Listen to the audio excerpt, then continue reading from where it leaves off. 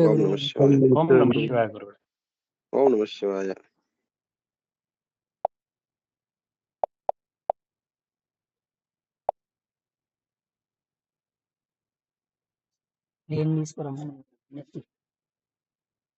ఎలా ఉన్నారు అందరూ? బాగున్నాರಾ? ಎಲ್ಲ ಆರಾಮ ಸರ್? ಹೆಂಗಾಯ್ತು ಉಗಾದಿ? ತುಂಬಾ ಚೆನ್ನಾಗಿದೆ. ಚೆನ್ನಾಗಾಯ್ತು ಗುರುಜಿ. ಇವಾಗ ನೋಡ್ಕೊಂಡು ದರ್ಶನ ಮಾಡ್ಕೊಂಡು ಬಂದ್ವಿ. ಹೌದು, ಇವತ್ತು ಚಂದ್ರಗ್ರಹ ಚಂದ್ರದ ದರ್ಶನ ಮಾಡ್ಕೊಂತೀರ? ಹೌದೌದು. ಓಂ ನಮ ಶಿವಾಯ ಅಂడి.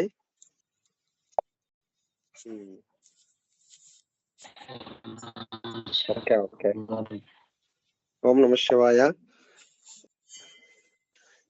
ನೋಡ್ರಿ, ಇದು ತುಂಬಾ ಮಳೆ ಬರ್ತಾ ಇದೆಯಲ್ಲ ಈ ಟೈಮ್ ಅಲ್ಲಿ, ಅದು ಏನಾದ್ರೂ ಸೂಚನೆ ಕೊಡುತ್ತಾ ಗುರುಗಳೇ? ಏನ್ ಸರ್? ಮಳೆ ತುಂಬಾ ಆಗ್ತಾ ಇದೆ ಯುಗಾದಿ ಮುಂದೆ,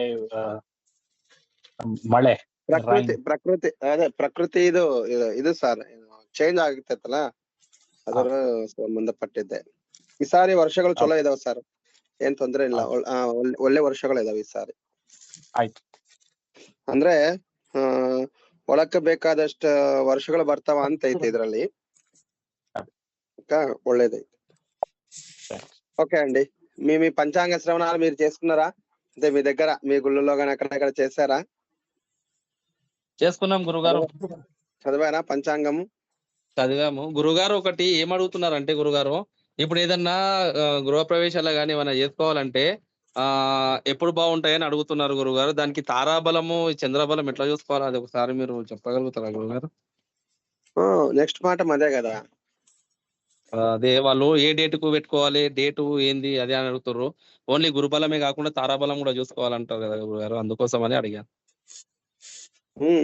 నెక్స్ట్ ముహూర్త భాగంలో అదే వస్తుంది. ఇప్పుడు ఈ యొక్క వివాహం సంబంధించినంత క్లియర్ అయిందా మీకు? అంతా ఓకేనా? మ్యాచింగ్ చేయగలుగుతారా మీరు అందరూ? చేయగలుగుతాం గురు.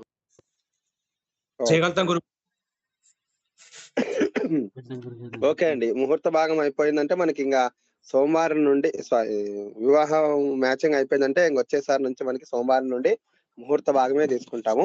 ఇంకొకసారి మనము ఈ వర్ణవశ్య కూటాలలోన పరిహారం అయ్యే కూటాల గురించి ఇంకొకసారి మాట్లాడుకుందాం. ನೋಡ್ರಿ, ಈ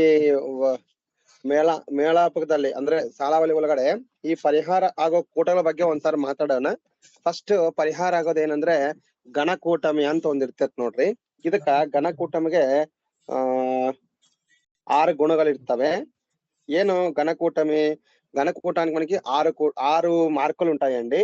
ముఖ్యంగా వైర జంతువులైనటువంటివి ఏవైతే ఉన్నాయో గుర్రము, మహిషి, అశ్వ, మహిషి, సింహ, ఆనే, సింహ, ఏనుగు, మేకే, కోతి, ముంగిస, ಹಾವು, ముంగిస పాము, జింಕೆ ಅಂದ್ರೆ లేడి, నాಯಿ, లేడి, కుక్క, పిల్లి, ఎలుక, ಬೆಕ್ಕು, ఇలి, ಮತ್ತು ಹುಲಿ ಮತ್ತು గోవు, పులి మరియు ఆవు, ఇవి విరోధ జంతువులై ఉంటాయి. ఇలా అయినప్పుడు వాళ్ళకి గుణాలు రావు. ఈ గణకూటంలోన గుణాలు రావు. కాబట్టి ఆ గణకూటం ఎలా పరిహారం అవుతుందంటే, యోని కూటమి ఒకవేళ జంతువులు గనక విరోధమైంటే, రాశి కూటమి, వశ్య కూటమి కుదిరితే చాలు. యోని కూటము కుదురుకున్నా పర్వాలేదు. ನೋಡ್ರಿ, ರಾಶಿ ಕೂಟಮಿ, ವಶ್ಯ ಕೂಟಮಿ 2 ಇದ್ರೆ ಸಾಕು. ನೋಡ್ರಿ, ಈ ಯೋನಿ ಕೂಟಮಿ ಇಲ್ಲಿದ್ರು ಏನಾಗಲ್ಲ, ದೋಷ ಇದ್ರು ಏನಾಗಲ್ಲ ಅಂತ ಹೇಳಿದ್ದಾರೆ. ಅಂದ್ರೆ ನಾವು ಒಂದು ವೇಳೆ ಯೋನಿ ಕೂಟಮಿ ಪರಸ್ಪರ ವೈರ ಜಂತುಗಳು ಬಂದ್ರೆ ರಾಶಿ ಕೂಟಮಿ, ವಶ್ಯ ಕೂಟಮಿ ನೋಡ್ಬೇಕು. అవి ఓకే ఇದ್ರೆ ఇನ್ನ ఇదేం తొందర ಆಗಲ್ಲ. ఒకవేళ గుణకూటముల్లోన రాశి కూటమి, వశ్య కూటమి ఓకే ఉంటే ఇదేమి ఇబ్బంది లేదు. కాబట్టి ఈ విధంగా ఉంటుంది. ఏంటి ఎవరు ఆన్ చేస్తున్నారు? ఇది దీనికి వేరే ఆన్ చేస్తున్నారా? నాకేం రావట్లేదు.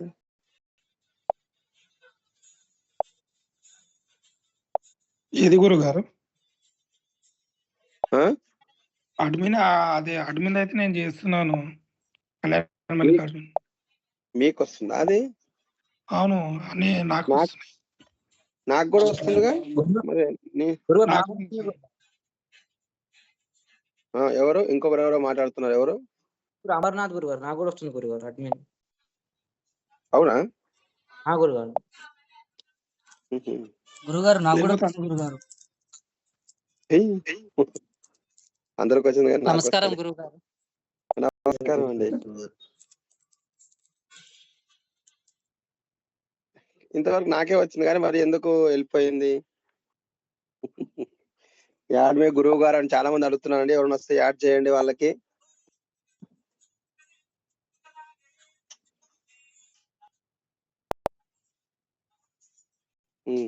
సర్లేండి, వస్తే ఎవరైనా వస్తే యాడ్ చేయండి సార్. కళ్యాణ్ గారు. ఓకే, 28 మంది అయినారు. ఓకే, తర్వాత నెక్స్ట్ కూటమి గ్రహమైత్రి. గ్రహమైత్రి అనేది రాశి చక్రంలో గ్రహమైత్రి లేకపోతే నవాంశ చక్రంలో చూడాలి ನೋಡ್ರಿ. ಗ್ರಹಮೈತ್ರಿಗೆ 5 ಗುಣಗಳು ಇರ್ತವೆ. ಗ್ರಹಮೈತ್ರಿ ಪರಿಹಾರ ಆಗಿಲ್ಲ ಅಂದ್ರೆ ಎಲ್ಲಾ ಚಲೋ ಇದ್ದು ಗ್ರಹಮೈತ್ರಿ ಒಂದೇ ಚಲೋ ಇಲ್ಲ ಅಂದ್ರೆ ನಾವ್ ಎಲ್ಲಿ ನೋಡ್ಬೇಕು ಅಂದ್ರೆ ನವಾಂಶದಲ್ಲಿ ನೋಡ್ಬೇಕು. ನವಾಂಶದಲ್ಲಿ ಮೈತ್ರಿ ಇದ್ರೆ ಓಕೆ. ಇನ್ನ ನವಾಂಶ ಅನ್ನೋದು ಗೊತ್ತಲ್ರಿ ನಿಮ್ಗೆ? ನವಾಂಶದಲ್ಲಿ ಇದ್ರೆ ಓಕೆ ಮಾಡ್ಬೋದು ಅಂತ ನೋಡ್ರಿ. ನವಾಂಶದಲ್ಲಿ ಇದ್ರೂ ನಾವು ఓకే ಮಾಡ್ಬೋದು. నవాంశలో ఉన్నా కూడా మనము చేయొచ్చు. ಇದಕ್ಕೆ 5 గుణాలు ಜಾಸ್ತಿ ಆಗ್ತವೆ. దీనికి 5 గుణాలు పెరుగుతాయి. తర్వాత నెక్స్ట్ గణ కూటమి. రాక్షస గణము, దేవగణము, మనుష్య గణాలలో గనక రాక్షస గణం అయితే ఒకరిది, అప్పుడు అమ్మాయివి ఆశ్లేష, చిత్త, విశాఖ, మూల, శతభిషము నక్షత్రాలైతే ರಾಕ್ಷಸ ಗಣ ದೋಷವು లేదు. ಈ 5 ನಕ್ಷತ್ರಾಲದಲ್ಲಿ 5 ನಕ್ಷತ್ರಗಳು ಹುಟ್ಟಿದವರಿಗೆ ರಾಕ್ಷಸ ಗಣ ದೋಷವಿರೋಧವಿಲ್ಲ. ಆಶ್ಲೇಷ, ಚಿತ್ತ, ವಿಶಾಖ, ಮೂಲ, ಶತಭಿಷ ನಕ್ಷತ್ರದಲ್ಲಿ ಹುಟ್ಟಿದವರು ಹುಡುಗರಿಗೆ ಅದು ರಾಕ್ಷಸ ಗಣ ದೋಷವಿರೋದಿಲ್ಲ. ಅದಕ್ಕೆ ಮದುವೆ ಮಾಡಬಹುದು ನೋಡ್ರಿ. ನೆಕ್ಸ್ಟ್ ರಾಶಿ ಕುಟುಂಬ ಬಗ್ಗೆ ಹೇಳಿದ್ವು ನೋಡ್ರಿ. ಷಷ್ಟಾಷ್ಟಕಗಳು, ಪ್ರೀತಿ ಷಷ್ಟಾಷ್ಟಗಳು, ಅಶುಭ ಷಷ್ಟಾಷ್ಟಗಳು, ನವಪಂಚಗಳು, ಶುಭ ನವಪಂಚಗಳು, ಅಶುಭ ನವಪಂಚಗಳು, ಮತ್ತೆ ದ್ವಿದ್ವಾದಶಗಳು, ద్వాదశాలు, ఇవన్నీ కూడా శుభం ఏంటో చూసుకోవాలి. దీంట్లో ముఖ్యంగా గ్రహమైత్రి ఉంటే ద్వాదశమైన, నవపంచకమైన, షష్టాష్టకమైన గ్రహమైత్రి ఉండి ఏకాధిపత్యం గనక ఉంటే రాశి కూటమి దోషము లేదు. కాబట్టి ఇది గ్రహమైత్రిని చూసుకోవాలి. గ్రహమైత్రి మోస్ట్ ఇంపార్టెంట్ నోట్రే. గ్రహమైత్రి ఉన్నప్పుడు నవపంచకం పుత్ర సౌఖ్యాన్ని, ద్విద్వాదశము ధనాన్ని, ಷಷ್ಟಾಷ್ಟಕము ಸೌಖ್ಯಾన్ని ಇಸ್ತಾಯಿ ನೋಡ್ರಿ. ಏನ್ ಹೇಳಕತ್ತಾರಂದ್ರೆ ಗ್ರಹಮೈತ್ರಿ ಇರುವಾಗ ನವಪಂಚಕ ಪುತ್ರ ಸೌಖ್ಯವನ್ನು, ದ್ವಿದ್ವಾದಶ ಧನ ಪ್ರಾಪ್ತಿವನ್ನು, ಷಷ್ಟಾಷ್ಟಕಗಳು ಸೌಖ್ಯವನ್ನು ನೀಡ್ತಾಯಿ ಅಂತ ಹೇಳಿದಾರೆ ನೋಡ್ರಿ. ಗ್ರಹಮೈತ್ರಿ ಇದ್ರೆ ಈ ರಾಶಿ ಕೂಟಮಿ ಪರಿಹಾರ ಆಗ್ತತೆ ಅಂತಾನು ಹೇಳಬಹುದು. ಇನ್ನ శుభ దిద్వాషాలు, అశుభ దిద్వాషాల బగ్గను ಹೇಳಿದಿವಿ, అదే ನೋಡ್ಬೇಕು. శుభ దిద్వాషాలు, అశుభ దిద్వాషాల గురించి కూడా మీకు చెప్పడం జరిగింది. నెక్స్ట్ ನೋಡ್ರಿ, లాస్ట్ వన్ నాడీ కూటమి. ಇಬ್ಬರದು ಒಂದೇ ನಾಡಿ ಆಗಬಾರ್ದು. ಏಕನಾಡಿ ಬಹುದೋಷ ಅಂತ. ಏಕನಾಡಿ ಬಹುದೋಷము. వధూ వరులది ఇద్దరిది కూడా ఏకనాడి కాకూడదు. ఆదినాడి కాకూడదు, మధ్యనాడి కాకూడదు, అంత్యనాడి కాకూడదు. లేదా ముగ్గురువి ఇద్దరివి వేరే వేరే నాడులైతే ఓకే, ఇంకా పర్వాలేదు. ఒకవేళ ఆదినాడి ఇద్దరిది ఏకనాడి అయితే ఏమవుతుందయ్యా అంటే దాంట్లో ఒకరికి వియోగం కలుగుతుంది. అదే మధ్యనాడి అయితే ఇద్దరికి మంచిది కాదు. అదే అంత్యనాడి అయితే అమ్మాయికి అంటే అబ్బాయి చనిపోతాడు, అమ్మాయి వైధవ అవుతుంది, వైధవ్యం కలుగుతుంది. అంటే ఆదినాడి అంత్యనాడి ఎవరైనా ఒకరికి ఇబ్బంది కలుగుతుంది. మధ్యనాడి ఏకనాడి అయితే ఇద్దరికి మంచిది కాదు. కాబట్టి దీంట్లో మధ్యనాడి అనేది చాలా చాలా చెడ్డది ನೋಡ್ರಿ. ಇದರಲ್ಲಿ ಆದಿನಾಡಿ ಏಕನಾಡಿ ಅಂದ್ರೆ ವಿಯೋಗ, ಇಬ್ಬರದಲ್ಲಿ ಯಾರೋ ಒಬ್ರು ತೀರ್ಕೊಂತಾರ ಅಂತ ಅರ್ಥ. ಮಧ್ಯನಾಡಿ ಅಂದ್ರೆ ಇಬ್ಬರಿಗೂ ಒಳ್ಳೇದಲ್ಲ ಅಂತ. ಅಂತ್ಯನಾಡಿ ಏಕನಾಡಿ ಆಗಿದ್ರೆ ವೈಧವ್ಯ ಪ್ರಾಪ್ತಿ ಅಂದ್ರೆ, ವೈಧವ್ಯ ಅಂದ್ರೆ ಗಂಡ ಹೋಗ್ತಾನ, ಅವರು ಎಂತೆಗೆ ವೈಧವ್ಯವನ್ನು ಸಿಗುತ್ತೆ. ಅದಕ್ಕ ಇವನ್ನ ಏಕನಾಡಿ ಅನ್ನೋದು ದೋಷ. ಅದರಲ್ಲಿ ಮತ್ತೆ ಪರಿಹಾರ ಏನು ಕೊಟ್ಟಿದ್ದಾರೆ? ఆదినాడిದಲ್ಲಿ ఉత్తర, శతభిష, పూర్వభాద్ర, పునర్వసు, ఆరుద్ర, మూల, అశ్విని ఈ 7 నక్షత్రాలకు ఆదినాడి దోಷము లేదు. ಈ 7 ನಕ್ಷತ್ರಗಳಿಗೆ ಆದಿನಾಡಿ ದೋಷವಿಲ್ಲ ಅಂತ ಕೊಟ್ಟಿದ್ದಾರೆ. ಅಂದ್ರೆ ಇಬ್ಬರು ನಕ್ಷತ್ರಗಳು ಇದರಲ್ಲಿ ಇರ್ಬೇಕು ನೋಡ್ರಿ. ಉತ್ತರ, ಶತಭಿಷ, ಪೂರ್ವಭಾದ್ರ, ಪುನರ್ವಸು, ಆರುದ್ರ, ಮೂಲ, ಅಶ್ವಿನಿ ಇದಲ್ಲಿ ಇಬ್ಬರು ಇರಬೇಕು. ಆ ಪ್ರಕಾರನೇ ಮಧ್ಯನಾಡಿನೂ ಅಷ್ಟೇ ಸೇಮ್ ನೋಡ್ರಿ. ಮಧ್ಯನಾಡಿನಲ್ಲಿ ಪೂರ್ವಾಷಾಢ, ಅನುರಾಧ, ಧನಿಷ್ಠ, ಪುಷ್ಯಮಿ, ಚಿತ್ತ, ಪುಬ್ಬ, ಮೃಗಶಿರ ನಕ್ಷತ್ರಗಳು ಇಬ್ಬರು ಇದ್ರೆ ಮಧ್ಯನಾಡಿ దోషమిರೋದಿಲ್ಲ. అలాగే మధ్యనాళ్ళు కూడా అండి పూర్వాషాఢ కానీ, అనురాధ కానీ, ధనిష్ఠ కానీ, పుష్యమి కానీ, చిత్త, పుబ్బ, మృగశిర నక్షత్రాల్లో గనక కాబోయే దంపతులు ఇద్దరువే నక్షత్రాలు ఉంటే మధ్యనాడి కూడా దోషం లేదు. ನೆಕ್ಸ್ಟ್ ಅಂತ್ಯನಾಡಿ. ಅಂತ್ಯನಾಡಿ ನೋಡ್ರಿ, ಅಂತ್ಯನಾಡಿ ಅಂದ್ರೆ ಕೃತಿಕಾ, ವಿಶಾಖ, ಆಶ್ಲೇಷ, ಶ್ರವಣ, ಮಖ, ಉತ್ತರಾಷಾಢ, ರೋಹಿಣಿ ನಕ್ಷತ್ರ, ಈ 7 ನಕ್ಷತ್ರದಲ್ಲಿ ಇಬ್ಬರಿಗೂ ಇದ್ರೆ ಅದು ಅಂತ್ಯನಾಡಿ ದೋಷವಿರೋದಿಲ್ಲ ಅಂತ ನೋಡಿ ಕಣ್ಣಿಡ್ಬೇಕು. ಅಂತ್ಯನಾಡಿ ದೋಷ ಬರೋದಿಲ್ಲ. ఇక్కడ కృత్తిక, విశాఖ, ఆశ్లేష, శ్రవణము, మఖ, ఉత్తరాషాఢ, రోహిణి నక్షత్రాల్లో జన్మించిన ఇద్దరు గనక ఉన్నట్టయితే వాళ్ళకి అంత్యనాడి దోషము లేదు.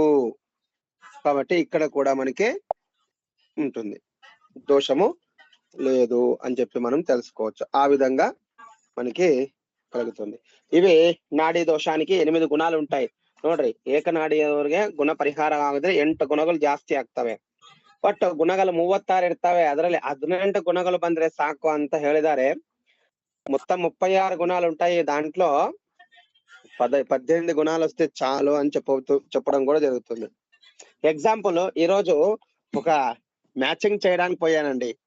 ಮ್ಯಾಚಿಂಗ್ ಇವತ್ತೊಂದು ನಾವು ಮ್ಯಾಚಿಂಗ್ ಅಲ್ಲ, ಲಗ್ನ ಪತ್ರಿಕೆ ಬರೆಯಕ್ಕೆ ಹೋಗಿದೀವಿ. లగ్న పత్రిక రాయడానికి పోయినాను.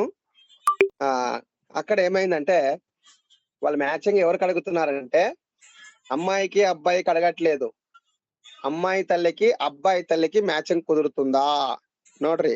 ಅವ್ರು ಏನ್ ಕೇಳಕತ್ತಾರಂದ್ರೆ ಹುಡುಗಿ ತಾಯಿಗೆ ಹುಡುಗನ್ ತಾಯಿಗೆ ಮ್ಯಾಚಿಂಗ್ ಅವ್ರು ಜಗಳ ಆಡಂಗ್ ಚೆನ್ನಾಗಿರ್ತಾರ ಅಂತ ಕೇಳಕತ್ತಾರ. జగడ ఏం ఆగల్లా అంత కేಳకತ್ತಾರ. గొడవలేం కావా అని అడుగుతున్నారు. అబ్బాయి అమ్మాయి చూడడమే కష్టము, తర్వాత వాళ్ళ తల్లులకు కూడా మ్యాచింగ్ చూడాలి. తర్వాత అమ్మాయికి అబ్బాయి యొక్క ఆడపడుచుకు కూడా మ్యాచింగ్ అడుగుతున్నారు. కాబోయే అమ్మాయికి వాళ్ళ ఆడపడుచుకి, భర్త వల్ల ఆడపడుచుకి కూడా మ్యాచింగ్ కుదురుతుందా? కరెక్టే గురుగారు. సమస్యలు అవడే వస్తున్నాయి కదా ఇప్పుడు, పెద్ద సమస్యలు వాళ్ళ వల్లనే వస్తున్నాయి అని అడుగుతారు. అట్లా అడుగుతారు కదా, అడుగుతున్నారు కదా. కానీ అడిగిన దానికి అనుకూలంగా ఉండడం లేదు. అది ఆటోమేటిక్ సెట్ కావాల్సిందే. వీళ్ళు చేసేవన్నీ చేస్తారు కానీ దానికి అనుగుణంగా అదే ఆటోమేటిక్ గా అయిపోవాలి. కానీ వీలైతే కాంప్రమైజ్ గారు అని అర్థం అక్కడ. మనం కాంప్రమైజ్ అయితే ఇవన్నీ అడిగేది అవసరం లేదు కదా. ఇప్పుడు వాళ్ళు అక్కడ గొడవలు అవుతున్నాయి, సరే మీరు మంచి మాట చెప్పారు, వారికి గొడవలు అవుతున్నాయని చెప్పి అడుగుతున్నారు కదా అంటున్నారు. ఇక్కడ మ్యాచింగ్ అనేది వధూవరులకు చూస్తున్నాం కానీ వాళ్ళ తల్లిదండ్రులకు కానీ వాళ్ళ అక్క చెల్లెళ్ళకి కానీ చూడట్లేదు మనము. దీంట్లో అలా చూసుకుంటే ముగ్గురికి నలుగురికి చూడాల్సి వస్తుంది కదా. నలుగురికి చూడాలంటే అస్సలు కుదరదు. ఇప్పుడు అబ్బాయి కాకుండా ఆడపడిచికి వాళ్ళ అత్తకి కుదిరింది, అబ్బాయికి కుదరలేదు, ఓకే చెప్దామా? ఒక ప్రశ్న.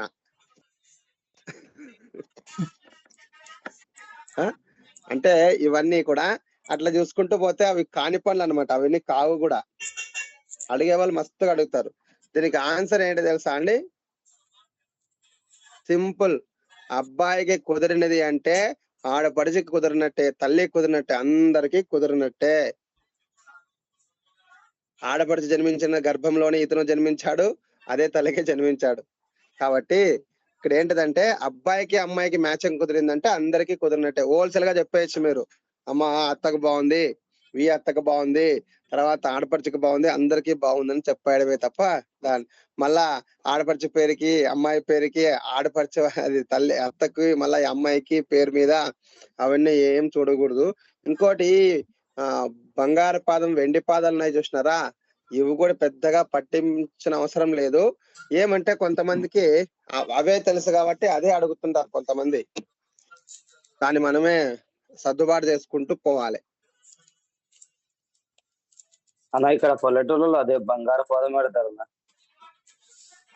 చంద్ర వచ్చినావా? నీ గురించే లోపల ఆలోచన చేస్తున్నా. చంద్రాకి రావట్లేదు, కనెక్ట్ అయితే లేదు, వచ్చినాడా లేదా అని. వచ్చేసినావు, సూపర్ అలా. ఇప్పుడు నా 10 సార్లు పోస్ట్ చదివేసి వచ్చిందన్న ఇప్పుడు. శివ నెక్స్ట్ టైం ఇది పెట్టినప్ప నాకు కూడా ఇబ్బంది అవుతుంది. నేను మళ్ళా జూమ్ లెక్క పోతా. వీళ్ళు వద్దన్నా కూడా అది పెట్టిరు నాకు. ఏంటంటే వాళ్ళు చెప్పినట్టు వినాల్సి వస్తుంది, నేను తలకాయ నొప్పి అవుతుంది.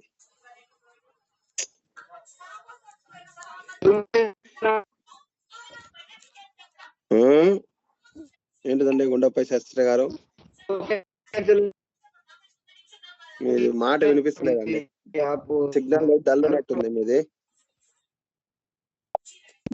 సిగ్నల్ డల్ ఉన్నట్టు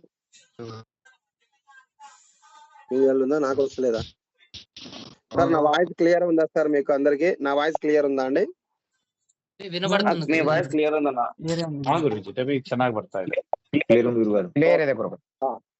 ಸರಿ ಸರ್. ಸರ್ ಈಗ ಎಲ್ಲರಿಗೆ ಮ್ಯಾಚಿಂಗ್ ಸಾಲಾವಳಿ ಒಳಗಡೆ ಎಲ್ಲರ డౌట్ ఏం క్లియర్ సార్? ಎಲ್ಲರಿಗೆ డౌట్ ఏం ఇల్లాలి సార్? డౌట్ ఏం లేవు కదండి అందరికి? డౌట్స్ ఉన్నాయా? చెప్పు నందు, చెప్పు. మీరు నవాంశలో గ్రహం అయితే చూడమన్నారు కదా గురుగారు. అవును, అంటే అది ఎట్లా చూడాలి గురుగారు? నవాంశ కుండలు వేయడానికి వస్తుందా రాదా? వస్తుంది గురుగారు. వస్తుందా? వస్తుంది గురుగారు. మరి వస్తే అమ్మాయిది అబ్బాయిది ఇప్పుడు రాశి కూటమి అదే గ్రహమైత్రి లేదు అంటే నవాంశలో చూడాలని అర్థము.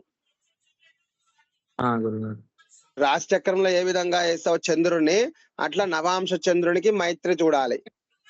అమ్మాయి నవాంశలో చంద్రుడు, అబ్బాయి నవాంశలో చంద్రుడికి మైత్రి కుదిరితే, ఇప్పుడు నువ్వు రాశి చక్రంలో D1 లో ఎలా చూస్తున్నావో D9 లో చూడాలి నువ్వు, చంద్రులు రాశులు. అప్పుడు ఉందంటే ఓకే, ఇంకా దాన్ని నవాంశంలో చూడమన్నది అనమాట. ఇప్పుడు రాశిలో రాసినప్పుడు ఎట్లా చూస్తున్నావు నువ్వు మైత్రి? చంద్రుడు ఏ రాశిలో ఉంటాడో అదే రాశిగా తీసుకొని చూస్తున్నావు కదా, సేమ్ అట్లనే నవాంశ చక్రంలో చంద్రుడు ఇద్దరికి ఏ రాశుల్లో ఉంటాడో చూసి ఆ గ్రహాల యొక్క అధిపతుల మైత్రి చూడాలి. అట్లా అంటే మీరు అది ఒకసారి గురువు ఈ ఈ గ్రహానికి ఇంత ఇంత ఈ గ్రహాధిపతి అయితే ఇన్ని ఏళ్లకు పెళ్లి అవుతా అని చెప్పారు కదా గురుగారు మీరు, ఇంత ఏజ్.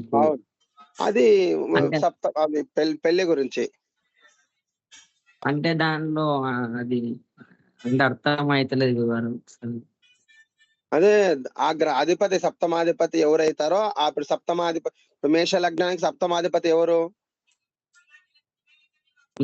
సప్తమాధిపతి శుక్రుడు గురుగారు. అంతే, శుక్రుడికి ఎంత వయసు చెప్పినానో అంత 20 ఏళ్ళకో 18 ఏళ్ళలో ఉంటది. అది చెప్పాలి. సప్తమాధిపతి అయిన గ్రహం గాని సప్తమంలో ఉన్న గ్రహాన్ని గాని తీసుకోవాలి.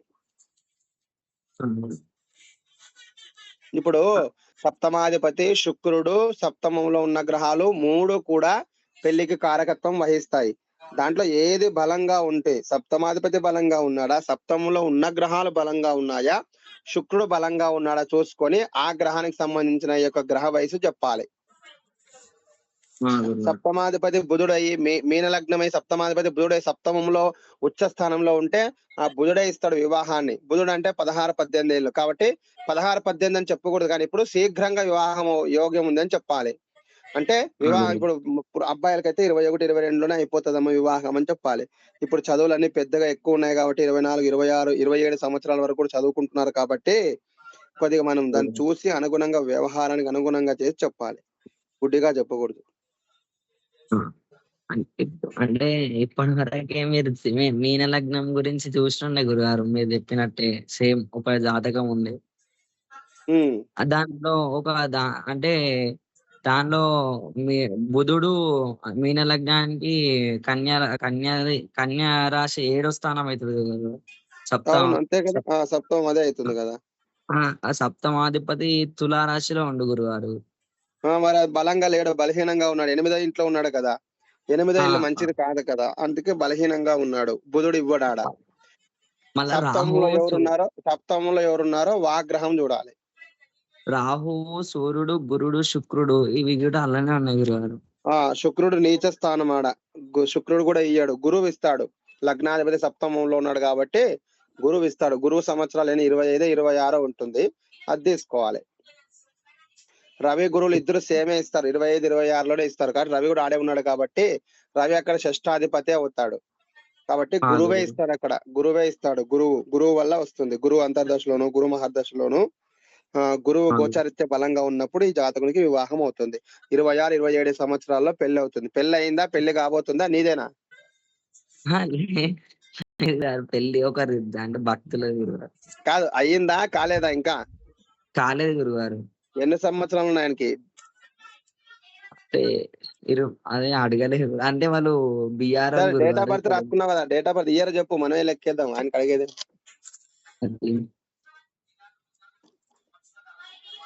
ఇయర్ 1994 గురుగారు. 94 అంటే ఇంకేం బ్రహ్మాండం, 31 పడ్డాయి. గురుగారు. ఇంకేం మరి, అయిపోయింది ఆ యోగం కూడా అయిపోయింది. గ్రహాలు 3 గ్రహాలు ఉన్నాయి.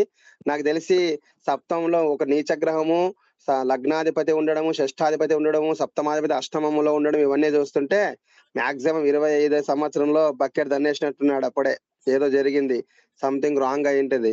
నీకు రెండో పెళ్లి గురించి అడుగుతున్నా, లేదా ఇంకోటి వివాహం అదే ప్రేమించి అట్లా ఇబ్బంది కలగడం లాంటివి కూడా అయి ఉంటాయి. లేదా నీకు తెలిసిన జాతకం అయితే పర్లేదు, తెలియని జాతకం అయితే కొద్దిగా కలత్ర దోషాలు అయితే చాలా ఉన్నాయి వాళ్ళకి. ఆల్రెడీ 25-26 సంవత్సరంలో గనక గురు అంతర్దశ వచ్చినప్పుడు ఆ వ్యక్తికి 25-26 సంవత్సరాలు నడిచేటప్పుడు గురు అంతర్దశ వచ్చినప్పుడే వివాహం సంబంధించింది ఏదో ఒకటి అయ్యి ఉంటుంది కంపల్సరీ. అంటే ఇప్పుడు గురువు అంతర్దశనే నడుస్తుంది, అది గురువు దశనే నడుస్తుంది గురుగారు ఆయనకు. గురువులో ఎవరు నడుస్తున్నారు? గురువులో సరే, అంతర్దశ నేను చెప్తాను కానీ అది నక్షత్రం ఎన్నో పాదం చెప్పు చాలు, నేను చెప్తా. నక్షత్రం ధనిష్ట 1వ పాదం గురుగారు. ధనిష్ట 1వ పాదమా? అంటే ధనిష్ట 1వ పాదం కిందకి వస్తే ధనిష్ట కుజుడు 5 సంవత్సరాలు, కుజు తర్వాత రాహు 18, 23 అంటే గురువులో చాలా దూరం వెళ్ళిపోయినాడు. గురువులో దాదాపుగా చంద్రునో కుజుడో నడుస్తుంటాడు. చాలా లాంగ్ వెళ్ళిపోయింది అప్పుడే. గురు మహాదశ చంద్రుడా, గురువు, కేతువు, బుధుడు, శుక్రుడు గురుగారు. ఓకే. అదే మొత్తం మీద వివాహానికి కొద్దిగా జాతకునికి ఇబ్బందులు ఉన్నాయని తెలుస్తుంది. ఇట్లా ప్రాక్టీస్ చేయాలి, చేస్తే వస్తుంది. ఇంకా అండి చూస్తున్నారా అందరూ జాతకాలు? అంటే మీరు ఇప్పుడు చిన్న డౌట్ గురుగారు. పెద్దది అడిగినా నువ్వు. శుక్రుడు అష్టమాధిపతి అయితే అష్టమాధిపతి అయినప్పుడు అష్టమాధిపతి అయ్యి నీచలో ఉన్నాడు సప్తమంలో. ఇంకోటి అక్కడ జాతకంలో ఏంటంటే పరివర్తన యోగము అంటారు. 7వ ఇంటి వాడు 8వ ఇంట్లోనే, 8వ ఇంటి వాడు 7వ ఇంట్లో ఉంటే దాన్ని పరివర్తన యోగం అంటారు. ఈ పరివర్తన యోగం సంసారానికి మంచి యోగం కాదు. పరివర్తన యోగాలు ఎలా ఉండాలి అంటే 2వ ఇంటి వాడు 11వ ఇంట్లోనే, 11వ ఇంటి వాడు 2వ ఇంట్లో ఉంటే ధనయోగము, ధన పరివర్తన యోగము అంటారు. ఇక్కడ సప్తమాధిపతి నవమ కేంద్ర కోణాధిపతులతో పరివర్తన యోగం మంచిది, కానీ దుస్థానాధిపతులతో పరివర్తన యోగము శుక్రుడు నీచ పొందడం కలత్రానికి హాని.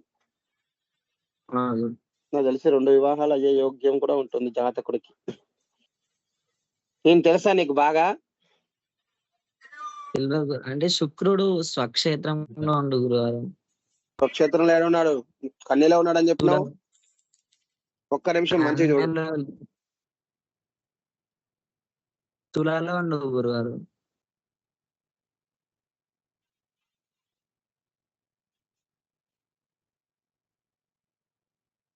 తులా రాశిలో ఉండు గురువారు.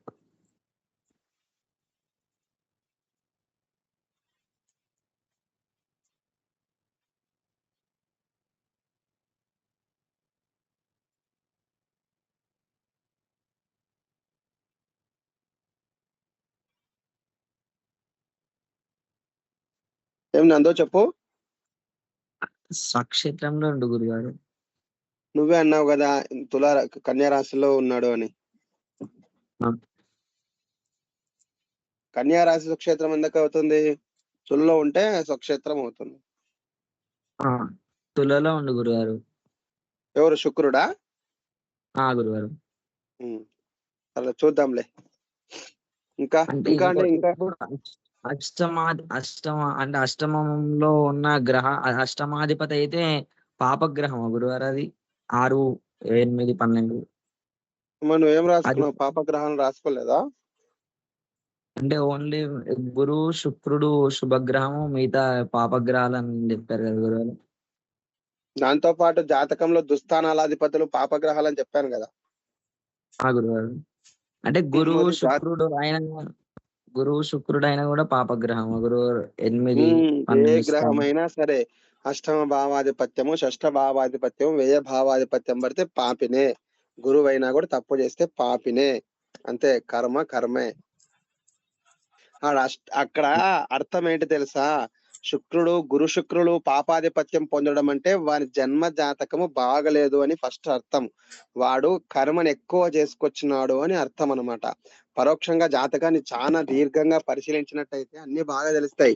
ఏ గ్రహాలైతే నీచ స్థానాలు ఎక్కువ పొందుతాయో, కేంద్ర కోణాల్లో ఏ గ్రహాలైతే స్థితిని పొందలేవో వాళ్ళు ఎక్కువ కర్మని చేసి వచ్చింటారు. ఎవరికైతే లగ్నాధిపతి లగ్నంలో ఉండడం కానీ, ఇతర గ్రహాలన్నీ కూడా కేంద్ర కోణాల్లో స్థితి పొందడం కానీ, ఉచ్చ స్థానాలు కానీ, స్వక్షేత్రాల్లో ఉండడం వల్ల వాళ్ళు పుణ్య పురుషులు కలిగిన పుణ్యాత్ములు అని చెప్పాలి. అంటే వాళ్ళు మంచి జాతకులు అని గ్రహం చెప్తుంది. ఇంకొకటి, శుక్రుడు గాని గురువు గాని అష్టమంలో ఉన్నప్పుడు, లేదా ముఖ్యంగా గురువు 6, 8 స్థానాల్లో ఉన్నప్పుడు జన్మించిన వాళ్ళకి వాళ్ళ తల్లి గర్భంలో ఉన్నప్పుడే ఇంట్లో చాలా కష్టాలు ఉంటాయి వాళ్ళకి. ఇది కర్మ సిద్ధాంతం రహస్యంగా ఉంటుంది. దీని విశేషము నేనైతే ఖచ్చితంగా చెప్పేస్తాను. ఈరోజు ఒక జాతకం చెప్పాను. గురుడు అష్టమంలో వచ్చాడు. వాళ్ళకి రాగానే వాళ్ళకి అడిగాను, సార్ ఆ పిల్లలకి ఇప్పుడు 27 సంవత్సరాలు.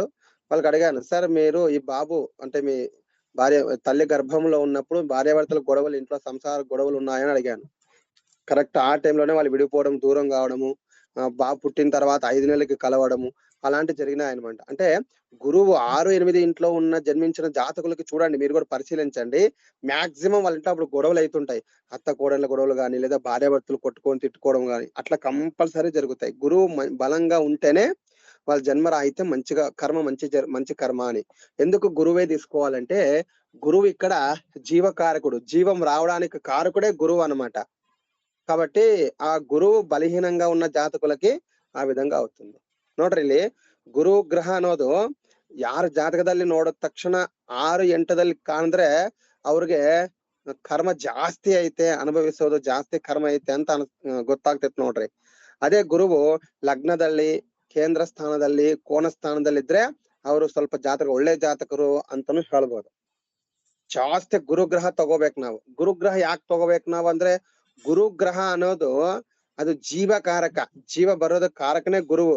ಎಲ್ಲಾ ಕಡೆ ವೃದ್ಧಿ ಕಾರಕನು ಗುರುವೇ. ಧನಾಭಿವೃದ್ಧಿ, ಭಾಗ್ಯಾಭಿವೃದ್ಧಿ, ಸಂಪದಾಭಿವೃದ್ಧಿ, ಪುತ್ರಾಭಿವೃದ್ಧಿ, ಒಟ್ಟು పిండాభివృద్ధి యావదన్నా అభివృద్ధి ఆగాక కారక గురువు ಆಗ್ತಾನೆ.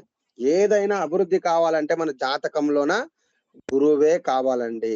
గురువు ఉంటేనే అవుతుంది. కళ్యాణ్ మల్లికార్జున గారు, మీరు చూస్తున్నాండి, ఎవరైనా వస్తుంటే జాయిన్ చేస్తున్నాండి. కాబట్టి గురువు ప్రధానంగా ఓకే అండి, ప్రధానంగా జాతకంలో గురుగ్రహాన్ని బాగా స్వీకరించాలి, బాగా చూడాలి మనం. అందుకే గురు దృష్టి ఉన్న కొన్ని దోషాలు పరిహారం అవుతాయి. ఆ విధంగా ఉంటుంది. గురువు స్థితి చాలా ముఖ్యం. గురువు జాతకంలో బలంగా ఉన్న వాళ్ళకి ఎన్ని అవయోగాలు ఉన్నా కూడా అన్ని పోతాయి. అదే మంచి యోగ జాతకులు కూడా గురువు బలహీనంగా ఉంటే ఆ యోగాలు అనుభవించరు వాళ్ళు. చాలా మందిని మీరు చూసే ఉంటారు. కోటేశ్వరుడు ఉంటాడు, వాడు మంచి బట్ట కట్టుకోడు, మంచి తినడు, మంచి దగ్గర నిద్రపోడు. ఆ 3 చేయని వాడు కోటేశ్వరుడే కాదు నా లెక్కలో, ఎన్ని కోట్లు ఉన్నప్పటికీ కూడా. అలంకారము లేదు, నిద్ర లేదు, సౌఖ్యము లేనటువంటి వాని కోటేశ్వరుడు ఎలా అంటాము? ఆ విధంగా ఉంటుంది. ధన్యవాదాలు గురుగారు. ఏమయ్యా 3 నెలల మళ్ళీ ఏమన్నా ఫలితం వచ్చిందా లేదా అయ్యా నువ్వు నందు? వచ్చింది గురుగారు. వస్తా మీ ఊరికి వచ్చి నేను నా జాతకం అడుగుతాను నేను. అంటే మీరు చెప్పిన పనులు అయితే ఇట్లా అంటే రియల్ గా అంటే వాళ్ళకి సేమ్ అట్లనే ఉంటుంది గురుగారు. మీరు చెప్పిన గోచారం అయినా ఇప్పుడు అంటే జాతకంలో ఇప్పుడు ఉద్యోగం స్థానంలో కూడా ఇట్లా మీరు రాపిచ్చారు కదా గురుగారు. ఆ పాయింట్లు ముంగట పెట్టుకొని చూసి సేమ్ అంటే అట్లనే సేమ్ జాతకం ప్రింట్ ఉంటుంది వాళ్ళకి అడిగితే కూడా. కాదురా, ఇదే 16, 15 ఏళ్ళ కింద మీ మామకు చెప్తే అన్నాడు, ఈ రోజు ఇన్నాడు, రేపు మళ్ళీ నాకు వద్దాను. అన్నాడు. నువ్వు అట్లా ఏమని మళ్ళీ చేస్తావని భయం అవుతుంది. అట్లా చేయకు మరి, నువ్వు మంచిగా నేరు, సరేనా? సరే గురువు. ఇప్పుడు పూజలతో పాటు చండీ హోమాలు అన్ని క్రతువులు చేయించినప్పటికీ కూడా జ్యోతిష్యం లేకపోతే అది కొద్దిగా ఇబ్బంది అవుతుంది. అన్ని నేరవాలి. అందరూ చూడండి, అవును. పురోహితులకి ముఖ్యంగా జ్యోతిష్యం అనేది చాలా చాలా చాలా ఇంపార్టెంట్ అండి. నేను ఒక్కొక్కసారి పూజల కన్నా జ్యోతిష్యానికి ఎక్కువ కొద్దిగా ప్రాధాన్యత ఇవ్వాల్సి వస్తుంది అనే పరిస్థితి అనిపిస్తుంది. ఎందుకు అంటున్నానంటే, నేను పురోహితాన్ని మంత్రాన్ని తక్కువ చేస్తలేను. ఎందుకు అంటే, ఇప్పుడు ఒక దగ్గరికి అభిషేకం పోయినాను, మంచిగా రుద్రాభిషేకం చేసాం, వాళ్ళకి బ్రహ్మాండంగా తృప్తి అయింది, అంతా అయింది. వాళ్ళ అమ్మాయి జాతకం చేసి చేతిలో పెట్టి, అయ్యా మా అమ్మాయి జాతకం చెప్పు అన్నారు. మనకి రాదు, అయిపోయింది. ఇంకా అక్కడ పూజ చేసింది అంతా మర్చిపోతాడు, ఆయనకి ఏం గుర్తుండదు. నువ్వు మామూలుగా పూజ చేసి ఏదో పంచామృతం పోవేసి ఓం నమః శివాయ సద్వజ మంత్రాలు చెప్పేసి హారతి ఇచ్చినా జాతకం చెప్పగానే ఆయనకు సంతోషం అనిపిస్తుంది. అంటే మన ఈ పూజలకి జ్యోతిష్యం అనేది చాలా చాలా అనమాట. ఎక్కువ వేడి నీళ్ళు ఉన్నాయనుకోండి, ఆ పోసుకునికి రావు, కడుక్కోనికి రావు, దేనికి యూజ్ చేయనికి రావు. వేడి నీళ్ళు ఉంటాయి కానీ పనికి రావు. దానికి సన్నీళ్ళు పోస్తేనే మనం ఏదైనా వాడుకోవడానికి వస్తుంది. అట్లా మన వైదికానికి క్రతువులకి జ్యోతిష్యం చాలా ముడిపడి ఉంది. ఇంకోటి, ఏదైనా ముహూర్తం నిర్ణయం చేయాలన్నా, ఆ ముహూర్తాన్ని బలాబలాలు చూడాలన్నా, ఆ ముహూర్తం గురించి ఇంకొకరితో మనం చర్చించాలన్నా కూడా ಜ್ಯೋತಿಷ್ಯ ಭಾಗಂ ಕಂಪಲ್ಸರಿ ಟಚ್ ఉండాలి. ನೋಡ್ರಿ, ಈಗ ನಾವು ವೈದಿಕ ಕರ್ತವ್ಯ ಮಾಡೋರು ಪೂಜಾರಿಗೆ ಅರ್ಚಕರಿಗೆ ಕಂಪಲ್ಸರಿ ಜ್ಯೋತಿಷ್ಯ ಜ್ಞಾನ ಅನ್ನೋದು ಇರ್ಬೇಕು ನೋಡ್ರಿ. ಅದಿದ್ರೇನೆ ಏನೇನು ಮಾಡಕ್ ಆಗ್ತೈತೆ, ಅದ್ರ ಬಗ್ಗೆ ಮಾತಾಡೋದು, ಇಲ್ಲ ಅಂದ್ರೆ ಯಾವ್ದು ಚಲೋ ಐತೆ ಯಾವ್ದು ಚಲೋ ಇಲ್ಲ ಅಂತ ಹೇಳಾಕ ನೋಡಾಕನು ಬರ್ತೈತೆ. ಮುಖ್ಯವಾದ ಜ್ಯೋತಿಷ್ಯ ಅನ್ನೋದು ಅತಿ ಮುಖ್ಯವಾದ. ಇದರಿಂದ ಜಾಸ್ತಿ ಉಪಕಾರ ಐತಿ ನೋಡ್ರಿ. ಅದಕ್ಕೆ ಜ್ಯೋತಿಷ್ಯವನ್ನು ಬಿಡಬಾರ್ದು. ಎಲ್ಲಾರು ನಾವು ಓನ್ಲಿ ಒಂದು ದಾರಿ ಒಂದು ಕೊಟ್ಟಿವಿ ಅಷ್ಟೇ. ಇದ್ರಲ್ಲಿ ನೀವು ಜಾಸ್ತಿ ಇನ್ನ ముందుకు ಹೋಗ್ತಾ ఇర్ಬೇಕು ನೋಡ್ರಿ. ఇది ఓన్లీ ఒక దారి ఒకటేనండి నేను ఇచ్చింది. 3 నెలల్లో ఏం చెప్పింది లేదు మీకు. జ్యోతిష్యం మీద మీకు ఒక జ్ఞానం కలగడానికి, మాకు కూడా జ్యోతిష్యం కొద్దిగా వచ్చు అని మీకు అనిపించడానికి చేసే ప్రక్రియ మాత్రమే నేను చేసింది. ఇంకా ఏది నేర్చుకోయింది లేదు, ఏంది లేదు. ఇక్కడ నుంచి మీరు ముందుకు వెళ్ళొచ్చు. మంచి మంచి గ్రంథాలు చదివి దీని మీద కొద్దిగా శ్రద్ధ వహించి భక్తితోటి ఇష్టంతో ఎవరైతే జ్యోతిష్యాన్ని చదువుతారో జ్యోతిష్యమే మీకు గురువై చూపిస్తుంది దారి. చూడండి, ಈ మాట చాలా నేను లోపల నుంచి చెప్తున్నాను. ನೋಡ್ರಿ, ಒಂದೇ ವಿಷಯ, ನೀವು ಭಕ್ತಿಯಿಂದ ಶ್ರದ್ಧೆಯಿಂದ ಪ್ರೀತಿಯಿಂದ ಜ್ಯೋತಿಷ್ಯವನ್ನು ಓದೋದು ಸ್ಟಾರ್ಟ್ ಮಾಡ್ರಿ. ಆ ಜ್ಯೋತಿಷ್ಯವೇ ನಿಮ್ಗೆ ಗುರುವಾಗಿ ನಿಮ್ಗೆಲ್ಲ ಅದೇ ಹೇಳ್ತೈತೆ ನೋಡ್ರಿ. ఇది మాత్రం 100% ఫలితం వస్తుందండి. జ్యోతిష్యాన్ని ఇష్టపడాలి, లవ్ చేయాలి. మనం జ్యోతిష్యం అంటే ఇష్టం ఉండాలి. అప్పుడు మీకు అదే గురువు అయ్యి మీకు అన్ని దారులు ఇస్తుంది, అన్ని చెప్తుంది. నేను నా ఇంత వరకు అయినానంటే జ్యోతిష్యం మీద ఉన్న శ్రద్ధనే. ఫస్ట్ నేను జ్యోతిష్యానికి 2010 వరకు కూడా జ్యోతిష్యం అంటే మూఢనమ్మకం అది ఇది అని చెప్పిన నోరండి. ఇది 2010 వరకు, 10 ముందు వరకు అట్లనే ఉంది. అప్పుడు చూసిన వాళ్ళు నన్ను ఇప్పుడు చూస్తే అదే ఆశ్చర్యపోతుంటారు. వీడు జ్యోతిష్యం చెప్పడం ఏంటి అనేది కూడా చాలా మంది అనుకునే వాళ్ళు కూడా ఇప్పుడు కూడా ఉన్నారు. కాబట్టి జ్యోతిష్యాన్ని నమ్మి భక్తితోటి ప్రేమతోటి చేస్తే మీకు అదే దారి చూపిస్తుంది.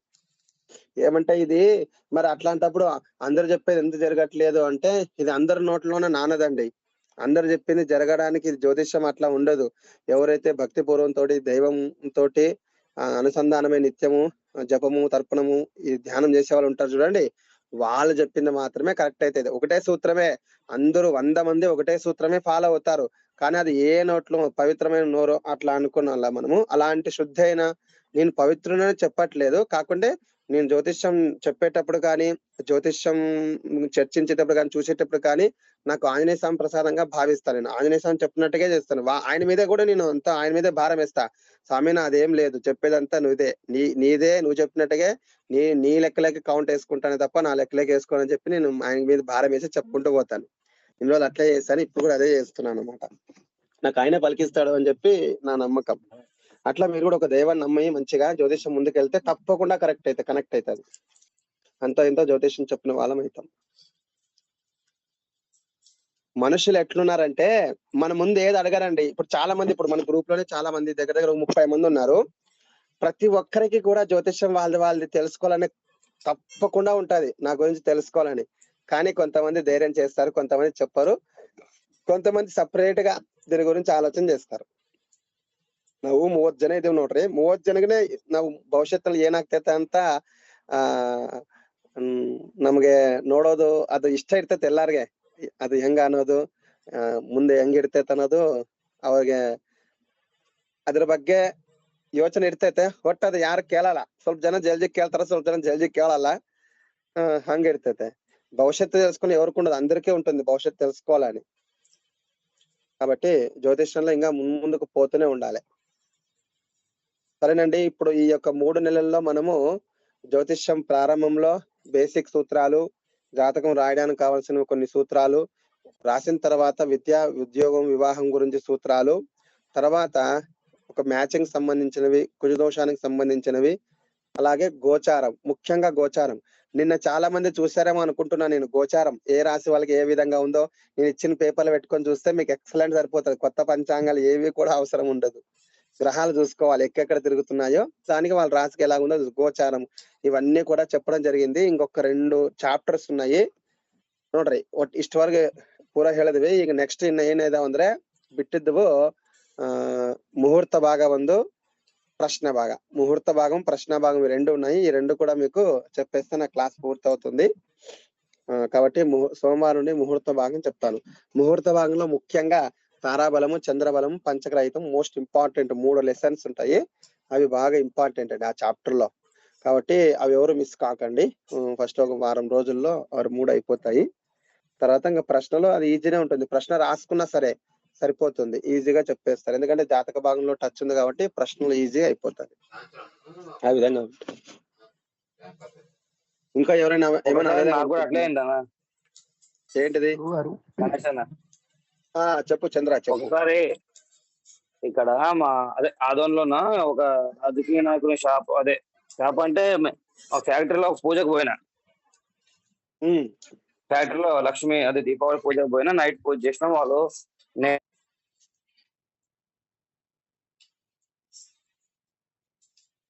నీ వాయిస్ వినిపించట్లేదు చంద్ర.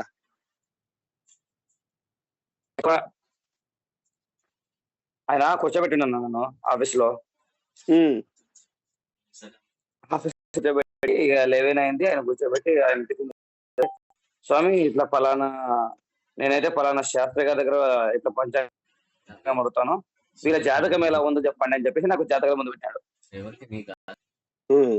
అప్పుడు నేనేం చేయాలి తెలియక నాకేదో తోచింది. నాకైతే అసలు ఇదేంది కుండలి పైన ఎలాంటి అవగాహన లేనప్పుడు దేవుని పైన భారం వేసి, అదేంది జాతకాల్లో గ్రహాలు ఉన్నాయి కదా, మామూలుగా అంతో ఎంతో నీచ గ్రహాలు ఏవి, పాప గ్రహాలు ఏవి ఎంతో ఎంతో తెలిసినప్పుడు ఆ గ్రహాల గురించి విశ్లేషణ చేసిన. సరే స్వామి అన్నాడు. సడన్ గా అట్లా ఎవరైనా అడిగితే కొన్ని విషయాలు చాలా ఇబ్బంది అన్న నేర్చుకుంటే ఈ విషయం అయితే నిజంగా. ఇప్పుడు మన క్లాస్ లో నేర్చుకున్నావు కదా ఎంతో కొంత, ఇప్పుడు చెప్పగలుగుతావా అలా చెప్పినప్పుడు? అన్న చెప్తా. ఏంటంటే కొద్దిగా అదేంద్ర మొత్తం నోటెడ్ కాలే గానీ కొంచెము టైం తీసుకొని అయితే చెప్తా అన్న మొత్తం వాళ్ళకు. దాన్ని ప్రాక్టీస్ చేసుకుంటే సరిపోతుంది. అదే నిజమన్నా. ఎందుకంటే మీకు తెలిసింది కార్యక్రమాలు, ఈ పూజల్లో పడి దేనిలో మునిగిపోతున్నాము. దాన్ని కంఠస్థం చేయడానికి కొద్ది టైం కేటాయించలేకపోతాను. కేటాయిస్తాం రేపటి నుంచి కొన్ని రోజు కొద్ది కార్యక్రమాలు చేస్తాను. గురుగారు నా పేరు రుద్రేష్ గారు. చెప్పండి రుద్రేష్ గారు. ఇక్కడ లంబర్తాండ దగ్గర శివాలయంలో చేస్తా. మళ్ళా ఇంకోటి టెంపుల్ ఉంది గురుగారు, శివాలయము. నిన్నటి నుంచి ఇంకా లంబడోళ్ళు ఫోన్లు చేస్తారు. నా పేరు ఇది గురుగారు, నేను ఇల్లు కట్టాలనుకున్నా, గృహప్రవేశం చేయాలనుకున్నా, డేట్లు చెప్పండి. గుడికి వస్తే గుడికాడ, ఇంటికి వస్తే ఇంటికి ఫోన్ చేసి చెప్పడం గురుగారు. అది తారాబలాలు అవి తెలివే కదా. ఏం చెప్పాను కూడా నాకు అర్థం కాక ఇప్పుడు నేను బిజీగా ఉన్నా అని చెప్పాల్సి వస్తుంది గురుగారు. ఇప్పుడు అర్థమవుతుంది పంచాంగం అంటే ఎంత ఇంపార్టెంట్. ఎన్ని పూజలు వచ్చినా అని అది లేకపోతే వ్యర్థమని ఈ క్లాసులు విన్నప్పటి నుంచి అర్థమవుతుంది. అంతే కదా మరి. అదే వాళ్ళకి ఏం చెప్పలేకపోతున్నారు. వాళ్ళు ముందర వచ్చి కూర్చుంటారు, చెప్పంటారు వాళ్ళు. నేను ఇల్లు కానీ ఇప్పుడు గృహప్రవేశం చేయాలని చెప్పు. అవతల ఇంకో టెంపుల్ ఉంటే హనుమాన్లో కూడా ఆయన బ్రాహ్మణ్ కూర్చుంటాడు. ఇక ఆయన తగ్గుతామని ఆడ కూర్చుంటారు. ఇక నేను లాస్ట్ ఏమంటా అంటే, మీరు ఏదున్నా నాకు జర పెట్టుకోండి, వేరే కార్యక్రమం ఉంది పెట్టుకోండి అని వేరే వాళ్ళకు అది పేర్లు సెండ్ చేసి తెలుసుకొని చెప్పాల్సి వస్తుంది గురుగారు. పంచాంగం ఒక నెల రోజులు ఇంకా నెల రోజులు ఆగండి. 4 రోజులు అయిపోతుంది. మీరే నిర్ణయం చేస్తారు, చెప్పేస్తారు 4 రోజుల తర్వాత. కొద్దిగా పేరు మీద కూడా ఎట్లా చేయాలో కూడా కొద్దిగా అన్ని చెప్తా. ముహూర్తంలో అన్ని అయిపోతాయి. మీరు షోడశ కర్మలు అంత్యేష్టి తప్ప మిగతా పంచదశ కర్మలు అన్ని చెప్తారు. ఓకే ఓకే సరేనండి. ఎవరండి తిన్నావా ಗುರುಗಳೇ. తిన్నానండి ಸರ್ ರೇವಣ್ ಸಿದ್ಧ ಸರ್ ಹೇಳ್ರಿ ಸರ್. ನಾವು ಒಂದು ಜನ್ಮ ಪತ್ರಿಕದ ಪ್ರಿಂಟ್ ಇದ್ರೆ ಕಳಿಸ್ತೀರಿ. ಆಯ್ತು ಸರ್. ಈಗ ಮ್ಯಾಚಿಂಗ್ ಹೆಂಗ್ ಕಳಿಸಿರಿ? ಹಾ ಆಯ್ತು ಸರ್ ಕಳಿಸ್ತೀವಿ. ಒಟ್ಟು ಆದ್ರೆ ಅದು ಕನ್ನಡದಲ್ಲಿ ಇಲ್ಲ ಸರ್, ನಮ್ ತೆಲುಗುದಲ್ಲಿ ಇದೆ. ನಾನ್ ಟ್ರಾನ್ಸ್ಲೇಟ್ ಮಾಡ್ಕೊ. ಆಯ್ತು ಸರ್. ಅದ್ರಲ್ಲಿ ಏನೇನ್ ಮಾಡುವಾಗ ಏನೇನ್ ಡೌಟ್ ಬಂದ್ರೆ ಹೇಳ್ರಿ, ಹೇಳ್ತೀನಿ. ನಮ್ದೈತ್ ಸರ್, ನಂದೇ ಐತೆ, ನಂದೇ ಒಂದು ನಮ್ಮ ಹೆಸರ ಮೇಲೆ ಶ್ರೀ ಗುರು ಜ್ಯೋತಿಷಾಲಯದ ಹೆಸರ ಮೇಲೆ ಐತೆ. ಇವತ್ತು ರಾತ್ರಿ ಕಳಿಸ್ತೀನಿ ನಿಮ್ಗೆ. ಇರಲ್ಲ ಕಳಿಸ್ತೀನಿ ಸರ್.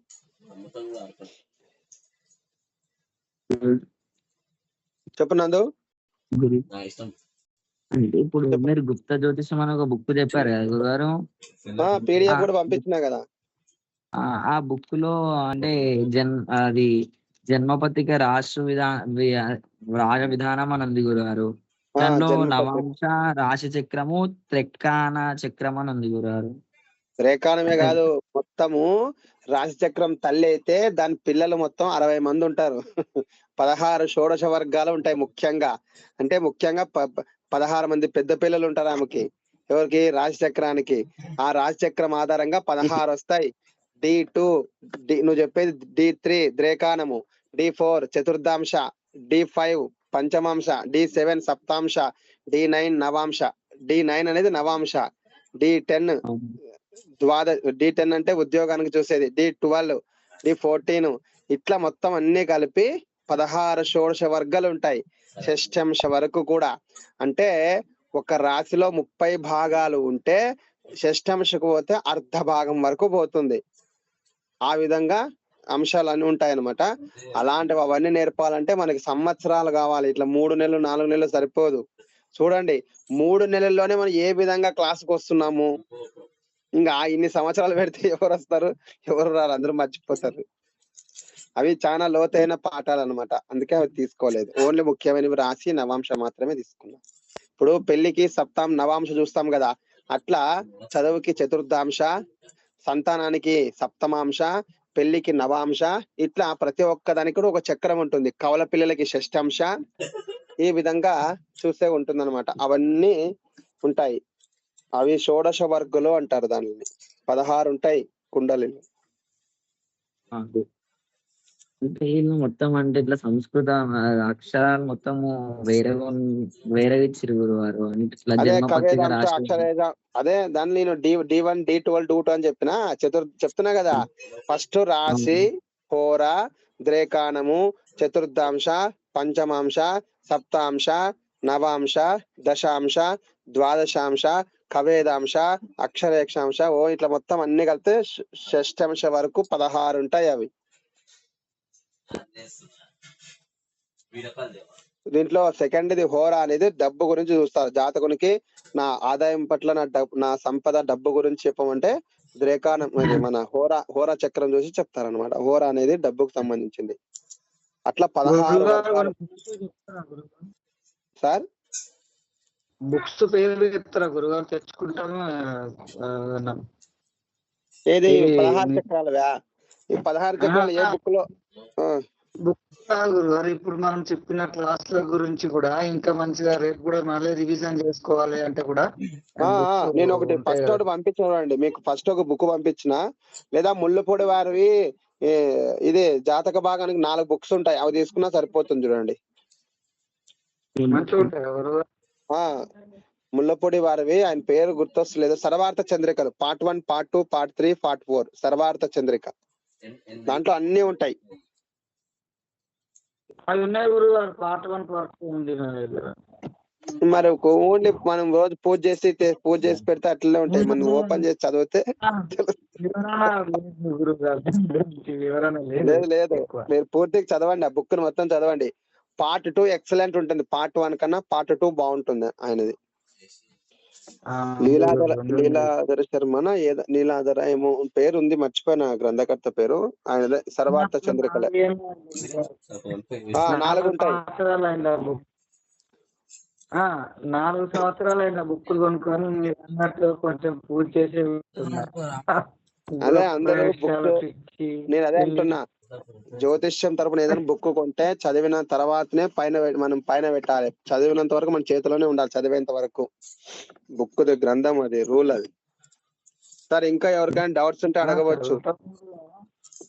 గురుగారు మేము గురుగారు ఈ మల్లికార్జున నాడీల గురించి ఒకసారి చెప్తారా? మల్లికార్జున గారు చెప్పండి సార్. గురుగారు అవి కొన్ని పుస్తకాలు పెట్టాను గురుగారు, మేము తీసుకునేటివి కొన్ని. మా దగ్గర పంచాంగాలు తప్ప వేరే పుస్తకాలు లేవు, జ్యోతిష్యంవి. చెప్తానండి, ఆ, పెడతానండి. అవి సర్వార్థ పెడితే చంద్రికలు అని మేము ఉంటాయి. ఓకే ఓకే అండి, కాకుండా వేరే అవి కూడా పెడతానులేండి సార్. ఇంతకుముందు తర్వాత ఎవరో మాట్లాడారు, ఎవరండి, ఏంటిది చెప్పండి. గురుగారు నేను ప్రదీప్ ని గురుగారు. చెప్పండి ప్రదీప్ గారు. ఇది ఒకసారి నాడీల గురించి చెప్తారా గురుగారు? నాకు అర్థం కాలేదు. నాడీల గురించా? అవును. నాడీలు చెప్పాను కదా, ఇంతకు ముందే చెప్పాను కదా. అది సరిగ్గా అర్థం కాలేదు. అదే నీకు ఎక్కడి దాకా అర్థం కాలేదు అనేది కావాలి నాకు. అంటే ఆది నాడి, మధ్య నాడి, అంత్య నాడి గురించి. ఆది ప్లేస్ ఏకనాడి కలిస్తే ఈ విధంగా ఉంటది అనుకుంటే చెప్పారు. ఆది నాడి ఏకనాడి అయితే అవి మంచిది కాదు. అది ఒక వియోగం, ఎవరికైనా ఒకరికి మరణం సంభవిస్తాది అని అర్థము. అదే మధ్యనాడి అయితే ఇద్దరికి మంచిది కాదు. అలాగే అంత్యనాడి అయితే వైధవ్యము, అంటే భర్త చనిపోతాడు జాతకులకి అని అర్థము. అట్లా ఏ నాడి అయినా కూడా ఇద్దరిది దంపతులది ఆదినాడి అయితే ఆ 7 నక్షత్రాలు ఏవైతే ఉన్నాయో దాంట్లో ఇద్దరివి ఉంటే అదేం దోషం కాదు. అలాగే మధ్యనాడి అంత్యనాడిలో కూడా నేను ఇచ్చిన నక్షత్రాలు ఇచ్చిన కదా, పరిహార నక్షత్రాలు అని, అవి ఏకనాడి అయినప్పుడు చూసుకోవాలి. ఆదినాడి ఏకనాడి అయితే ఆ 7 నక్షత్రాలు ఇద్దరు ఉంటే పరిహారం అయినట్టే. మధ్య ఏకనాడి అయినప్పుడు ఇద్దరిది మధ్యనాడి అయినప్పుడు ఆ 2 నక్షత్రాలు ఇచ్చిన 7 నక్షత్రాల్లో ఉంటే పరిహారం అయినట్టే. అలాగే అంత్యనాడి ఇద్దరిది అయినప్పుడు అంత్యనాడి దోషం కాబట్టి ఒకరు వైధవ్య ప్రాప్తి కాబట్టి ఇచ్చిన పరిహారంలో అంత్యనాడిలో ఈ 7 నక్షత్రాల్లో వాళ్ళిద్దరివి ఉంటే అది కూడా పరిహారం అయినట్టే. అంటే మనం చూసే జాతకం పొంతనలో ఇద్దరివి కనుక భార్యాభర్తలవి ఏకనాడి అయినప్పుడు ఆ ఏకనాడి ఆదినాడ, మధ్యనాడ, అంత్యనాడ అనేది చూసుకొని దాంట్లో పరిహారాల్లో ఉన్నాయా వాళ్ళ నక్షత్రాలు చూడాలి. ఒకరున్నా కూడా పరిహారం కానట్టే, ఇద్దరివి ఉండాలి. ఇద్దరు ఉంటే పరిహారం అయినట్టే, వాళ్ళకి ఆ దోషము రాదు, నాడీ దోషము ఉండదు అని అర్థం. బాగా గుర్తుపెట్టుకున్న జాతకాలు ప్రాక్టీస్ చేయండి, అప్పుడు కొద్దిగా ఈజీగా ఉంటది.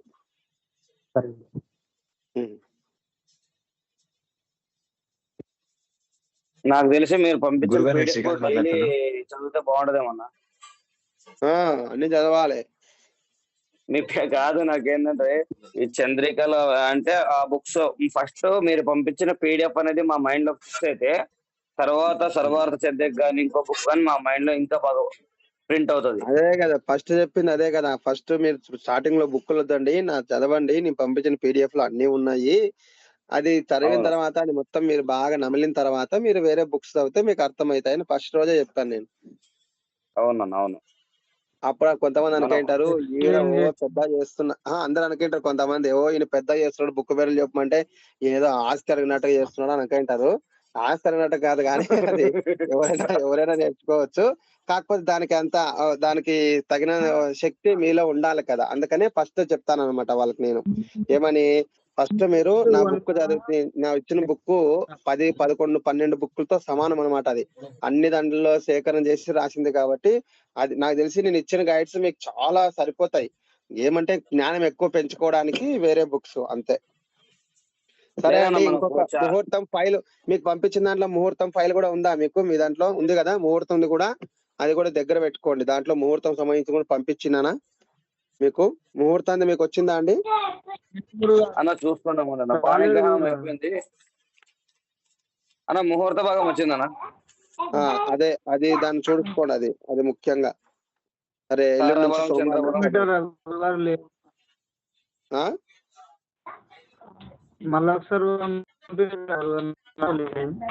పంపిస్తానండి, దాంతో ఏముంది, బ్రహ్మాండం. మళ్ళా షేర్ చేస్తాను నేను గ్రూప్ లో. ఎన్ని బుక్స్ ఎన్ని లేకపోతే లిస్ట్ గురుగారు ఎక్స్ప్లెయిన్ చేస్తూ